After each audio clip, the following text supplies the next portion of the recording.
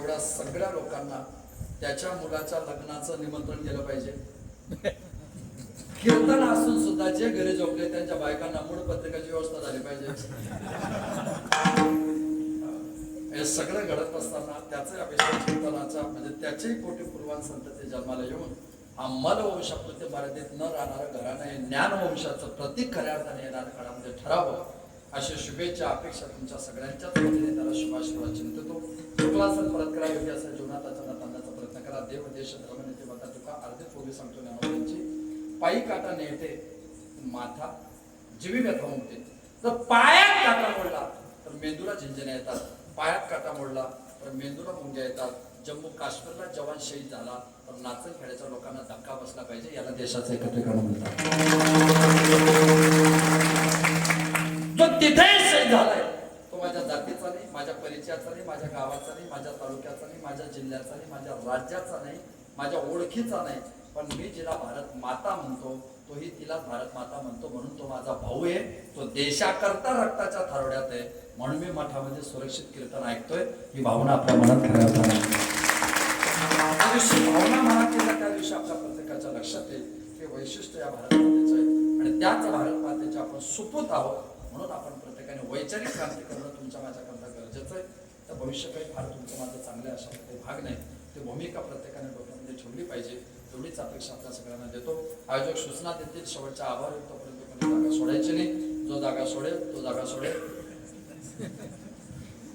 जर कोणी जागा सोडली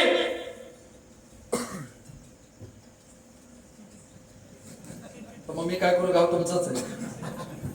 निर्णय पण तुम्हीच घ्यायचा. पण शेवटच्या सूचनेपर्यंत कोणी जागा सोडू नका.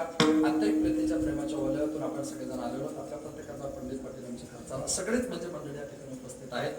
सगळ्यांच्याच खऱ्या अर्थाने मनपूर्वक आपण या ठिकाणी आभार मानूयात. मी एक श्लोक म्हणतो सगळे मागे म्हणायचा हात जोडायचे. हिंदवा स्वधारा सर्वे नाही हिंदू पतितो भवे मम दीक्षा हिंदू रक्षा मम मंत्र समानता. या श्लोकाचा सरळ अर्थ तुम्ही आणि मी एकाच आईच्या पोटी जन्माला आलो. तुमची माझी आई एकच आहे. तिचं नाव भारत माता. या भारत मातेचं वर्णन आपण शाळेत शिकलोय. सुजलाम सुफलाम मलयज शीतलाम सस्य श्यामला. रामाचा कृष्णाचा पांडुरंगाचा रंग श्याम आहे म्हणून त्यांचा नाश होत नाही.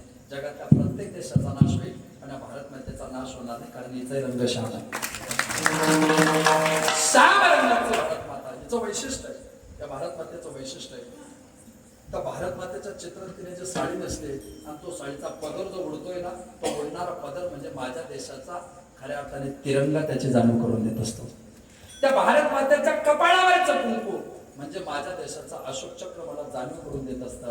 त्या भारत मातेचं वैभव अमर राहिलं पाहिजे. अमनीर चार रहे ना रहे भारत मातेला वैभव अमर रहे या पद्धतीने आपली प्रत्येकाची भूमिका खऱ्या अर्थाने तिच्या बाबतीत असली पाहिजे. आपली एकच दीक्षा आपल्या गावाची रक्षा आपला एकच मंत्र. तुम्ही खाली बसलेले आम्ही उभे राहिलेले जात कोणती असो सगळ्या जातीचे लोक हिंदू म्हणून भावाभावासारखे प्रेमाने नांदले पाहिजे. हा वारकऱ्यांचा समरसतेचा मंत्र.